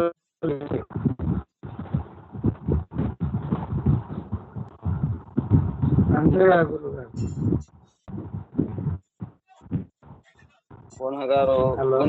మీ వాయిస్ బ్రేక్ అవుతుంది అంతా. బుక్స్ ఏమన్నా ఎక్స్ప్లెయిన్ చేస్తే కదా అని అంటున్నా. మరి అదే కదా కావాల్సింది డౌట్ కూడా. ఎవరికి గురుగారు అసలు చెప్పండి ఎవరు మాట్లాడుతున్నారు? మాత్రం నేను ప్రయాణం చేయలేను. ఎంత మంచి బస్సు ఉన్నా ఏం లాభం. ప్రయాణం చేయాలంటే బస్సు స్కిల్స్ తెలియాలి, అది కూడా అంతే. సరేనండి, మంచిది. ఇంకా ఎవరికైనా మీకు ఏమైనా ఈ ముందైన పాఠాల్లో కనుక డౌట్స్ ఉంటే ఇంకా మీకు నాకు తెలిసి క్లాస్ ఒక 20 days కన్నా ఎక్కువ ఉండకపోవచ్చు. కాబట్టి 20 days లోనే మీరు బాగా అయిన పాఠాలన్నీ బాగా చదివి ఏమైనా డౌట్స్ ఉంటే అడిగి ఫోన్ చేసి తెలుసుకోండి. తర్వాత మళ్ళా గురువారు ఫోన్ లిఫ్ట్ చేయట్లేదు, గురువారు దొరకట్లేదు, గురువారు మమ్మల్ని పట్టించుకోవట్లేదు అని మాత్రం అనొద్దు. ನೋಡ್ರಿ ಸರ್, ನಮಗೆ ಒಂದು 20 ದಿನದಲ್ಲಿ ಒಂದು ತಿಂಗಳು 20 ದಿನದಲ್ಲಿ ಕ್ಲಾಸ್ ಮುಗ್ತೈತೆ. ಅದಕ್ಕೆ ನೀವೇನ್ ಮಾಡ್ತೀರಿ ಅಂದ್ರೆ ಈಗ ಆಗಿದ್ದು ಏನು ಪಾಠಗಳಾಗಿದಾವೆ ಎಲ್ಲ ಪುನರಾವರ್ತಿ ಮಾಡಿ ಇನ್ನೇನೇನ್ ಡೌಟ್ ಇದ್ರೆ ನಿಮ್ಗೆ ಕೇಳ್ಬೋದು ಕ್ಲಾಸ್ ನಲ್ಲಿ, ಇಲ್ಲಾಂದ್ರೆ ಫೋನ್ ಮಾಡಿ ಮೆಸೇಜ್ ಹಾಕಿ ಕೇಳ್ಬೋದು. ಮತ್ತೆ ಎಲ್ಲ ಪೂರಾ ಕ್ಲಾಸ್ ಆಗಿದ ಮೇಲೆ ನಮ್ಗೆ ಫೋನ್ ಹಚ್ಚೋದು, ನಾವು ಫೋನು ತೆಗ್ತಾ ಇಲ್ಲ, ಫೋನು ಅವರು ನಮ್ಗೆ ಏನ್ ರೆಸ್ಪಾನ್ಸ್ ಕೊಡ್ತಾ ಇಲ್ಲ ಅಂತ ಅನ್ಬೇಡ್ರಿ. ಏನಿದ್ರೆ ಈಗ ಇನ್ 20 ದಿವಸ ಇರ್ತೈತೆ, ಈ ಕ್ಲಾಸ್ ನಲ್ಲೇ ನೀವು ಇನ್ನ ಜಾಸ್ತಿ ಪ್ರಾಕ್ಟೀಸ್ ಮಾಡಿ ನೋಡ್ಕೊಂಡು ನೀವು ಡೌಟ್ ಇದ್ರೆ ಕೇಳ್ಬೋದು. ಆಮೇಲೆ ನಾವು ಸ್ವಲ್ಪ ರೆಸ್ಪಾನ್ಸ್ ಕೊಡಾಕ್ನು ಸಾಧ್ಯವಾಗಲ್ಲ. ಅಂದ್ರೆ ನಾವು ಪೂಜಾ ಕಾರ್ಯಕ್ರಮ ಅದು ಅಂತ ಇಡ್ತೀವಿ. ಅದಕ್ಕೆ ಏನೇನಿದ್ರು ಈ 20 ದಿವಸದಲ್ಲಿ ಇನ್ನ ಚೆನ್ನಾಗಿ ಸ್ವಲ್ಪ ప్రాక్టీస్ ಮಾಡಿ డౌట్ ఇద్రే కేల్బోదు ನೋಡ್ರಿ. బాగా గమనించండి సార్, 20 రోజుల్లో మీరు బాగా ఏమంటే చదువుకోండి. చెప్పు చంద్ర. అన్న నేను ఒక క్లాస్ మిస్ అయినా, దాని గురించి నేను నందును కూడా అడిగిన, కొద్ది విశ్లేషణ చెప్పిండు. నాకు కొంచెం అంత మైండ్ అర్థం కాలే. ఒకసారి మీరు అది పాత క్లాసు ఏమైనా ఒక 2 lines ఏమైనా ఎక్స్ప్లెయిన్ చేయగలరా అని. ఏం క్లాస్ అది అన్న? గోచారం క్లాస్ మిస్ అయినా. గోచారం అంటే ఏంది అర్థం కాలేదు నాకు. క్లాస్ అంటే ఆ గోచార ఫలితాలు తెచ్చినా కానీ గోచారం అంటే ఎట్లా చూడాలన్న విషయం తెలియదు అన్న. గోచారం అంటే చంద్ర రాశికి చూడాలి. వాళ్ళ చంద్ర రాశి, ఇప్పుడు నీ పేరు చంద్ర, చంద్ర అంటే రేవతి నక్షత్రం, మీన రాశి. మీన రాశికి ఇప్పుడు వాళ్ళు అడిగిన రోజుకి గ్రహచారం చూడాలి. ఈరోజు గురుడు మీకు 4వ ఇంట్లో గురువు ఉన్నాడు. మీన రాశి తీసుకో, మీన రాశికి ఆదాయ వ్యయాలు బాగున్నాయి. కాకపోతే జన్మ శని ఉంది, జన్మ రాశిలో శని సంచారం చేస్తున్నాడు. కాబట్టి జన్మలో శని ఉంటే ఏంటిది, ఆరోగ్యానికి ఇబ్బందులు కలగజేస్తాడు, బద్ధకాన్ని ఇస్తాడు, శరీర బద్ధకాన్ని ఇస్తాడు. తర్వాత జూన్ 2వ తారీఖు తర్వాత పంచమ స్థానంలోకి, ఉచ్చ స్థానంలోకి, 5వ ఇంట్లోకి గురువు పోతాడు. అప్పుడు గురువు నీకు పంచమంలోకి వచ్చిన తర్వాత నీ జన్మ శనిని దోష పరిహారాన్ని ఇస్తాడు. ఆ విధంగా నువ్వు శని, గురువు, రాహు, కేతుల యొక్క ఫలితాలు చెప్పాలి నీ రాశికి. అదేనా? ఇప్పుడు అంటే మన రాశి నుంచి వాళ్ళు అడిగిన రోజు చంద్రుడు ఎక్కడ ఉండో చూసి ఆ రాశి గురించి చెప్పాలా? మన రాశి నుంచి వాళ్ళ చంద్రుడు రాశి కాదు, మన రాశి వాళ్ళు అడిగినప్పుడు చంద్రుడు కాదు, వాళ్ళది ఏదైతే రాశి అవుతుందో, జన్మరాశి కావచ్చు, నామరాశి కావచ్చు, అక్కడ నుండి గ్రహాలు ఏడున్నాయి. ఇప్పుడు మీనరాశి నీదే చంద్ర, చంద్ర అంటే మీనరాశి కదా. అవునా? చంద్ర అంటే దేదో చాచి రేవతి నక్షత్రము 3వ పాదము మీనరాశి. మీనరాశికి మీనరాశిలోనే శని ఉన్నాడు, దాని జన్మ శని అంటారు. అదే 4వ ఇంట్లో గురువు ఉన్నాడు, గురువు 4వ ఇంట్లో మంచి ఫలితాలు ఇయ్యడు. జూన్ 2 తర్వాత 5వ ఇంట్లోకి పోతాడు, గురువు 5వ ఇంట్లో మంచి ఫలితాలు ఇస్తాడు. అట్లా ఫస్ట్ గ్రహాలు నువ్వు ఏ స్థానాల్లో ఉంటే శుభ ఫలితము, అశుభం ఏదని చూసుకోవాలి. ఇప్పుడు నీకు ఇచ్చిన దాంట్లో గోచార ఫలితాల్లో ఉంటాయి చూడు, గురువు 2వ ఇంట్లో ఉంటాయి, ఇది 3వ ఇంట్లో, అన్ని గ్రహాలు 12 ఇంట్లో సంచారం చేసేది అనేది PDF ఇచ్చిన, రాపిలేదు. అందుకనే రాపికుండా డైరెక్ట్ PDF ఇచ్చాను మీకు. అది చూసుకుంటే మీకు తెలుస్తుంది. గురువారు అంటే ఇప్పటి వరకు మీరు చక్ర రాశి చక్రాల గురించి చెప్పారు కదా గురుగారు. అంటే అట్లా దాని గురించి బుక్స్ ఏమైనా ఉంటాయి గురుగారు? దాని ఉన్నా చదువుకున్నా అది అర్థం కావాలి.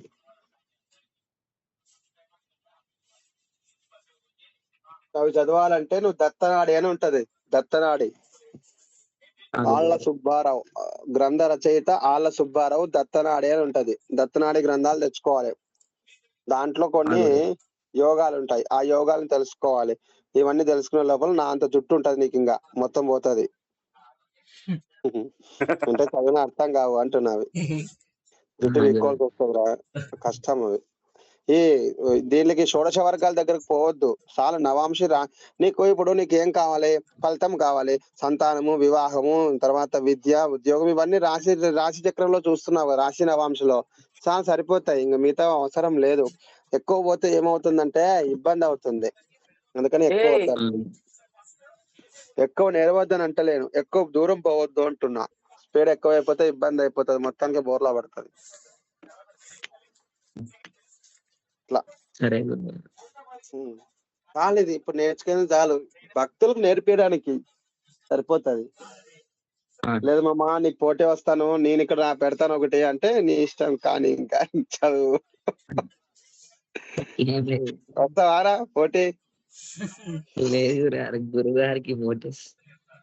గురువు తర్వాత ఫస్ట్ మామ. చూడబ్బా, లేదు గురుగారు. సరే రావాలి, పోటీ వస్తాయి. పోటీ పడితేనే ఏదైనా. చెప్పండి అయ్యా, ఏంటిది? ఎవరు ఉండే సిటీలో ఉంటారా గురుగారు మీరు? నేను లోకలే అండి, శంషాబాద్. శంషాబాద్ అంటే హైదరాబాద్ దగ్గరనే, శంషాబాద్ కిలోమీటర్. శంషాబాద్ ఎయిర్పోర్ట్ మా దగ్గరే ఉంది. మొన్న మీ ఊరు పోయినా. మా ఊరికంటే ఓతూరుకా? పోతారబ్బా మీరు అంతా, మీరే దున్నుతున్నారు ఆ పక్క అంతా పెద్దాలు వేసుకొని. అన్న ఓతరు పోయినా, మీ ఇల్లు చూసినా మొన్న. బాగుందా? వాస్తు ఏమన్నా చూస్తావా మరి? ఏమన్నా సర్దుకోవాలా ఇట్లా అట్లా ఇట్లా ఏమన్నా? లేదన్నా, శివ చూపించిన దూరం నుంచి. అదే స్వామి ఇలా, అన్న ఇలా, మా బాబాయ్ ఇలా అన్నట్టు చూసి అట్లా ఇచ్చేస్తాము. మావా నేనే తయారు చేసిన చూడు మా శివగారిని, అట్లా తయారైనాడు వాడు, నాకన్నా మంచి తయారైనాడు. అన్నా నిజం చెప్పనా, ఈ శివ అసలు మొత్తం అసలు ఏ పాఠశాల పోలే, అన్ని అంటే పంచాంగం బాగానే ఇది ఆపోసం పెట్టానన్నా. అన్ని మన ట్రైనింగ్, మంత్రాలు కూడా ఫోన్ లోనే చెప్పినా ఆయనకి, ఇట్లనే సేమ్ యాప్ లోనే చెప్పిన మంత్రాలు గాని, తర్వాత జ్యోతిష్యం గాని, ఇంకా చండీ కూడా చెప్పమన్నాడు, కానీ అటు చెప్పకూడదని, వద్దనా వద్దలే తర్వాత చూసుకుందాము అని ఆపిన. అన్ని చేస్తాడు. లేదన్నా వాళ్ళు ఫస్ట్ నేను పోకముందు హోమాలు చేస్తుండే. అదే అగ్నిముఖం చెప్పిన అగ్నిముఖం చేసి గృహప్రవేశాలకు చూపించిన అన్ని ఏమేమి పూజలు చేయాలి, దాంట్లో ఏమేమి ఉంటాయి ముఖ్యంగా, అవన్నీ చూసి అగ్నిముఖం నేర్పించేసిన, ఇంకా అన్ని చేసేస్తున్నాడు. అంటే నేను ఒకసారి ఫస్ట్ వాళ్ళ దగ్గర చండీ హోమాకి పోయానన్నా నేను, గడేవతూరుకి. అప్పుడు గడేవతూరుకి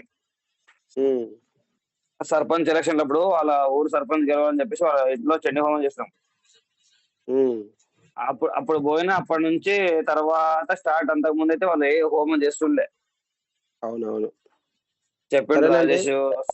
అవునవును. సరేలే చంద్ర. మనం